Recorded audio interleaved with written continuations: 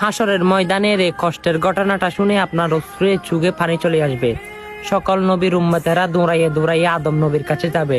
আদম নবী বলবে, আমি আজকে সাফায়াত করতে পারবো না, কারণ আমি নিষেধাজ্ঞা ফল খেয়েছি জান্নাতের মধ্যে। তখন সবাই দৌড়াইয়া দৌড়াইয়া ঈসা নবীর কাছে যাবে। ঈসা নবী বলবে, আমিও পারবো না, কারণ খ্রিস্টানরা আল্লাহর পুত্র বলতো আমাকে। তারপর সবাই দৌড়ায় দৌড়ায় যাবে মুসা কালিমুল্লাহর কাছে। মুসা কালিমুল্লাহ বলবে, আমিও পারবো না, আজকের দিনে আমি একজনকে খুন করেছি। তখন দৌড়াইয়ে দৌড়াইয়ে সবাই যাবে ইব্রাহিম নবীর কাছে। ইব্রাহিম নবী বলবে, আমি পারবো না, কারণ আমি নিজের ওয়াইফকে, স্ত্রীকে আমার বোন বানিয়েছি নবুরুতের সামনে।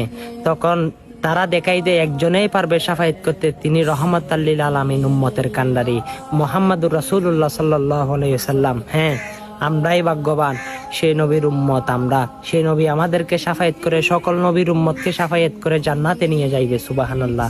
এই ঘটনাগুলো কেন শেয়ার করবেন? আপনার হাতে তো আঙ্গুলে ব্যথা, আপনি শয়তানের দুকায় পড়ে আছেন। সকল মুসলমানের কাছে বার্তাটা পৌঁছে দেন। আমিন।